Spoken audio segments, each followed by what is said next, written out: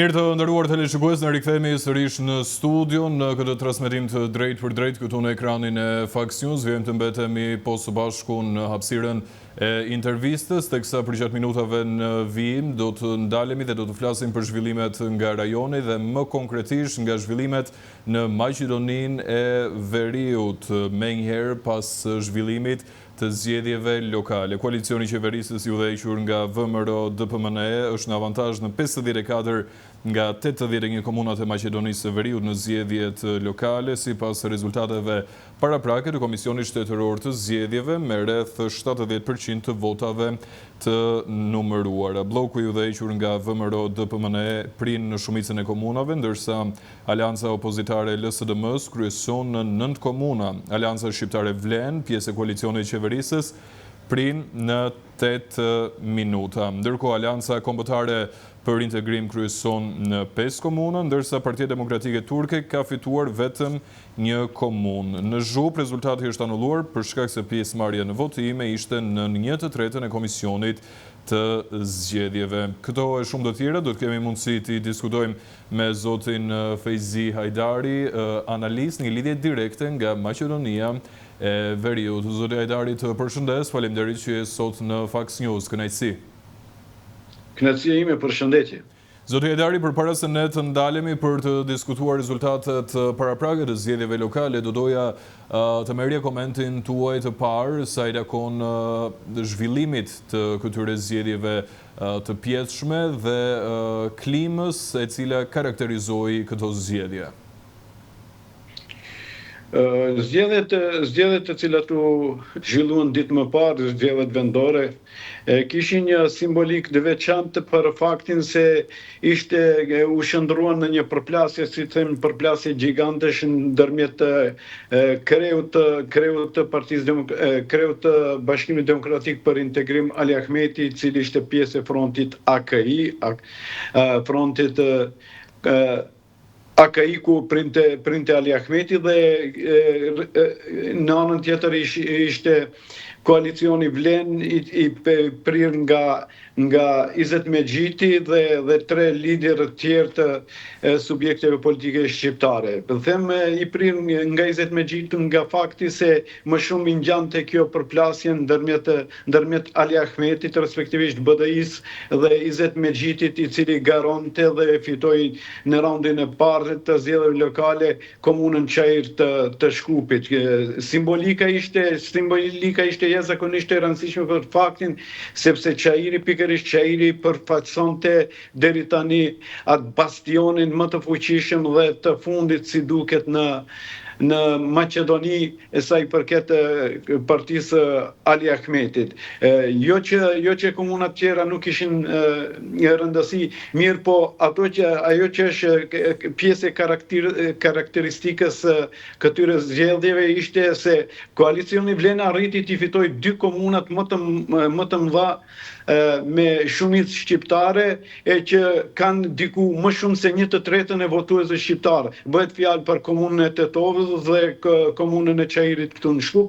Mirë po, në këto jo vetëm që fitoi koalicioni Vlen në këto 2 komuna, por edhe në komunat rurale të këtyre 2 qyteteve që përbëjnë diku paka shumë diku 8 komuna me shumicë kryesisht shqiptare. Dhe prandaj simbolika është jashtëzakonisht e rëndësishme, po ashtu arritën koalicioni Vlen, po ashtu arritën edhe në komuna tjera rurale të fitojnë, mirë po fitoria përfundimtare do të zhvuloset në raundin e dytë.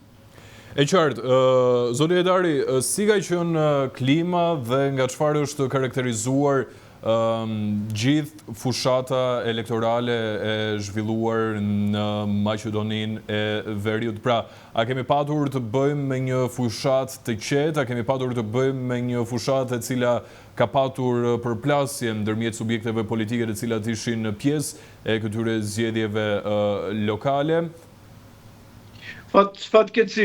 Fatmirësisht kaloi mirë pa asnjë incident dhe fatkeqësisht fushata filloi me ofendime jashtëzakonisht të rënda, siç ishte ofendimi nga Ali Ahmeti i përfaqësuesve të Vlenit me zagare të tilla tilla cilësime, kualifikime. Mirë, po fatmirësisht përfundoi raundi, të paktën gjykoj për raundin e parë,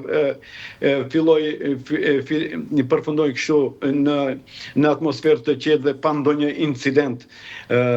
Gjëja të cilën ku duhet të ndalim fokusin ta zhvendosë është ajo se një pjesë e madhe e medjave kryesore të Tiranës dhe Prishtinës i ndihmuan këtij tensionimi dhe kishin pak a shumë një raportim të njëanshëm sa i përket zhvillimeve të këtushme, gjithnjë, kur them njëanshëm, gjithnjë anonin nga koalicioni AKI i cili udhëhiqej pikërisht nga Ali Ahmeti, lider i BDI-s.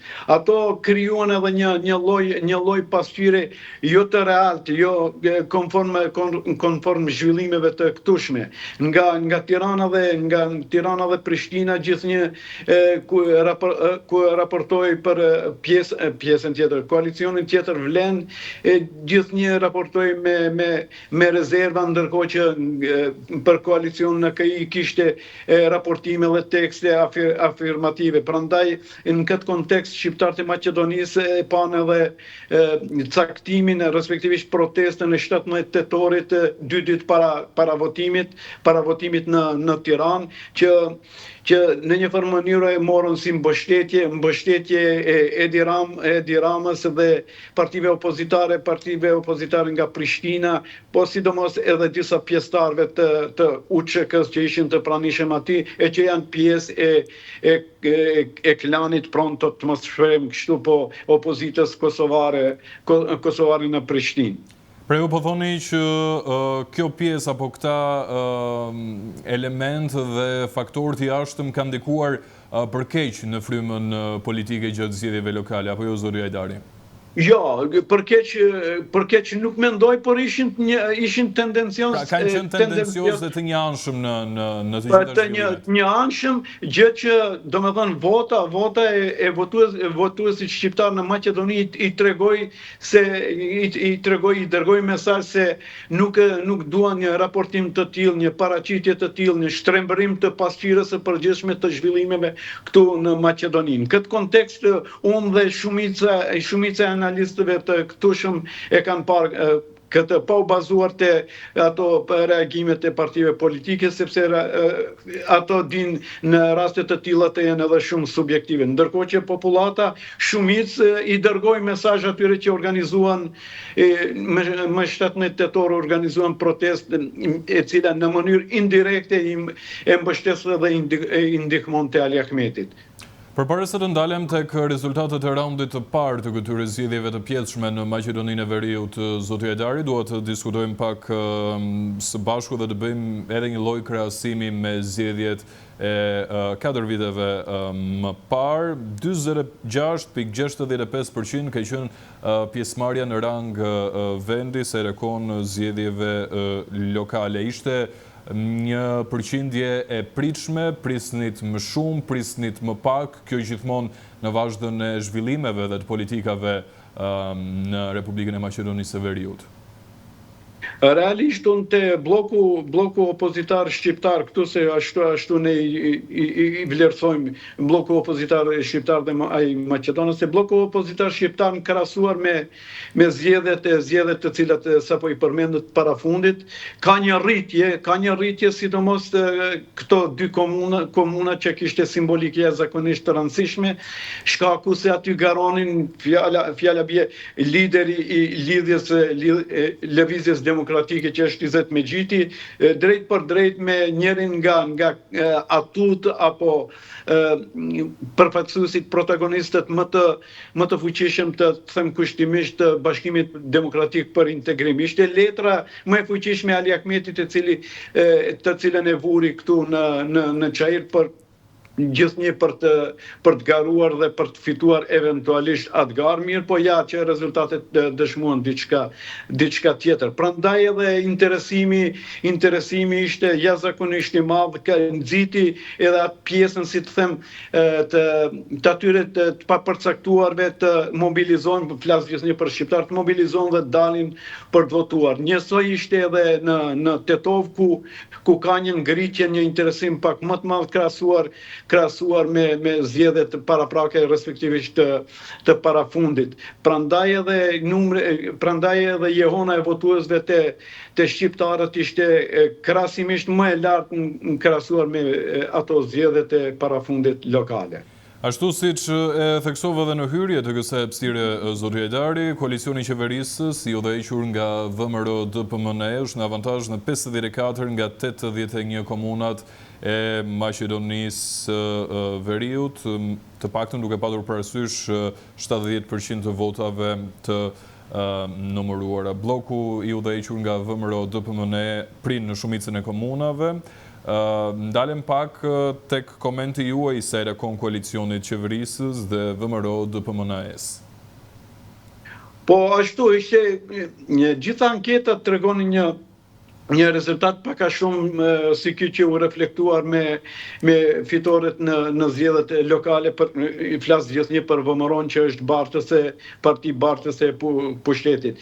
Ndërkohë që në anën tjetër kemi socialdemokratët Maqedonas që kur nuk kanë qenë më dobët se kësa e radha historikisht, duke filluar nga viti 1991 kur u aplikua sistemi shumë partijak këtu në Maqedoni. Edhe tendenca, tendenca është që të përfundojnë edhe më keq ditëve në vijim, sidomos në rezultatin përfundimtar, flas gjithnjë për lidhjen social-demokratet, dikur Zaevit e sot që të cilës i prin Filipçe. Ndërkohë që VMRO ka një rënje në krahasuar me zgjedhjet parlamentare të cilat ishin para një viti e ca, mirë po megjithatë karshi kundrejt socialdemokratëve që rezultatet që në raundin e parë tregojnë se ajo megjithatë po qëndron mirë. A ka patur komunat të caktuara zoti Hajdari ku rezultatet ose subjektet politike janë ndarë me rezultate të ngushta?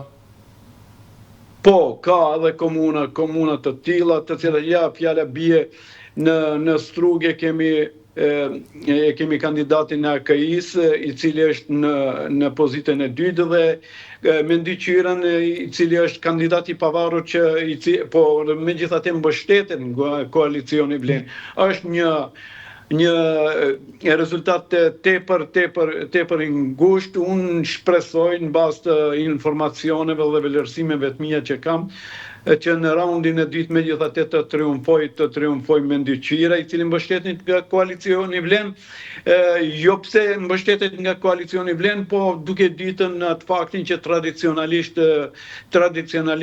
votuesi për në raundin e dytë është më pak i motivuar për ta votuar të dytin se sa të parin. Dhe në këtë kontekst e shoh atë e përsin, ato favoret i shoh favoret tek me Ndyqyra me koalicionin Vlen.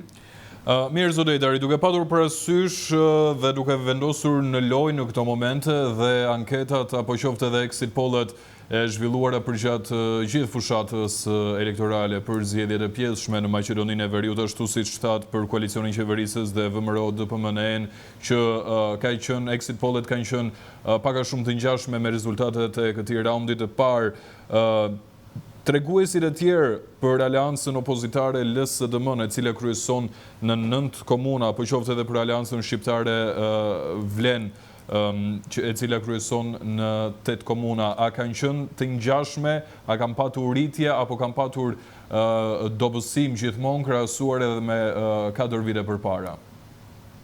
LSDM të Socialdemokratë Maqedonas ka rënje dhe krahasuar me rezultatet e anketave, ndërkohë që të koalicioni Vlen që përfaqësohet nga këto 4 subjekte politike shqiptare që thash edhe pak më parë, ka një rritje në krahasim me matjet e opinionit publik, respektivisht rezultatet e anketave deri tanishme. Po ta shikoni ju njohur edhe rezultatin edhe numrat, mendoj votat e fituara, AKI del se ka marrë më tepër vota se sa koalicioni vlen. Mirë, po këto nuk reflektojnë tek numri i komunave. Numri i komunave megjithatë e tregon të kundërtën e atyre rezultateve të anketa, dhe unë thash edhe pak më parë se unë si optimist, kështu për nga natyra optimist, nuk e kam pritur këtë rezultat kaq të bindshëm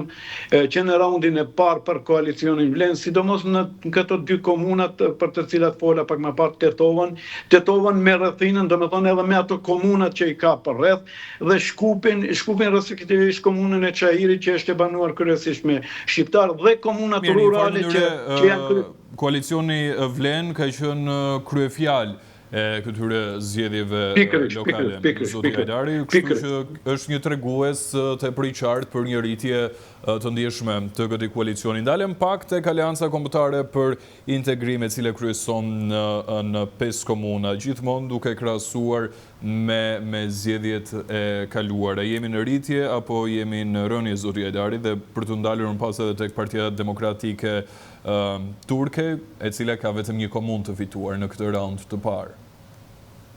Po, Bashkimi Demokratik për Integrim, respektivisht në falë koalicioni AKI që përfaqësohet edhe nga Ali Ahmeti, ka shënuar rëndje, edhe duke u bazuar në shifra, respektivisht numrat e votuesve ka shënuar rënje, por sidomos në numrin e komunave. Matematikat të cilat i ka qenë për gjithë analistët e këtushëm që merren me rrjedhat e këtushme politike, dhe sidomos atyre që merren me ciklet zgjedhore, ka qenë e habitshme se si me aq lehtësi Ali Ahmeti ka hequr dorë, edhe kur janë bërë ato matematikat që në fillim me partnerët e koalicionit AKI për kandidatet për komuna. Ai hoqi dorë nga shumë komuna, fjala bien nga Struga, ja dha ASH, Aleancës së Shqiptarëve, zoti Taravari ja dha Gostivarin, dhe shumë komuna tjera, dhe prandaj ka qenë e habitshme. Në këtë kontekst ato tani ju kanë ngelen shumë pak komuna. Një komunë që ka siguruar është Plasnica është e banuar me jo shqiptar, janë ata muslimanët e Maqedonas që thonë këto torvesh, kryesisht me ashtu është, dhe është një komunë rurale zonës e rajonit Kumanovës, e cila quhet Lykova, atje ka triumfuar Ali Ahmeti. Domethënë kryesisht ka rënje, edhe në vota, edhe në numrin e komunave ka rënje drastike. E qartë, ndërkaq, me njëherë pas përfundimit dhe rezultateve të raundit të parë të këtyre zgjedhjeve të pjesshme të mbajtura në Maqedoninë e Veriut, zoti Hajdari, cili ka qenë reagimi i subjekteve politike, pra ka patur subjekte të cilat e kanë pranuar në një farë mënyrë rezultatin dhe vullnetin e qytetarëve, apo ka patur edhe nga ata të cilët kanë kundërshtuar dhe mbase kanë akuzuar edhe subjekte të tjera për manipulime zgjedhore? Fatmirësisht, kjo e fundit nuk ka patur, domethënë nuk ka patur kështu reagimi për mos pranim eventual, apo ndonjë vërejtje serioze që do ta bante procesin e përgjithshëm votues kështu të dyshimt apo jo legjitim. Është e kundërta. Partitë fituese, respektivisht koalicionet fituese, ato Maqedonas dhe shqiptarë, menjëherë nxituan siç ndodh zakonisht, nxituan për t'i shëndetur rezultatet të cilat i kumtoi Komisioni Shtetëror Zgjedhor, dhe sidomos për t'i falënderuar votuesit që u kishin dhënë besimin, sidomos atyre që nuk do të shkojnë në raundin e dytë me balotazh, por kanë përfunduar punë në raundin e parë. Ndërkohë që është interesante, AKI, koalicioni shqiptar i përfaqësuar nga Ali Ahmeti, kishte një vonesë të theksuar të paraqitjes së tyre për lidhur me rezultatet. Ali Ahmeti akoma nuk është paraqitur, ndërkohë që Taravari gjatë ditës së sotme ka patur reagimin e tij të parë. E fundit, zoti Hajdari, si një njohës i mirë i çështjeve të politikës dhe jo vetëm, cilat janë pritshmëritë tuaja në raundin e dytë të këtyre zgjedhjeve lokale, që një raund I cili do të mbahet në datën 2 nëntor, mos gabohem. Vetë kjo vonesa që e përmenda të fundit në kuptimin e paraqitjes me njerë pas zgjedhjeve flet diçka sikur ata që I humbën mësuan disfat flas edhe për AKI-n tek shqiptarët dhe socialdemokratët, sikur janë pajtuar me rezultatin dhe sidomos tendencën. Nuk do të ketë, nuk do në përjashtim të Gostivarit ku atje nuk u arrit censusi, pragu nuk kaloi dhe do të ketë zgjedhje nga e para, tendenca do të jetë po kjo e njëjta, avazi do të jetë po kjo e njëjtë dhe rezultatet do të mbeten kështu si janë, pa kaq shumë. Po, pikërisht.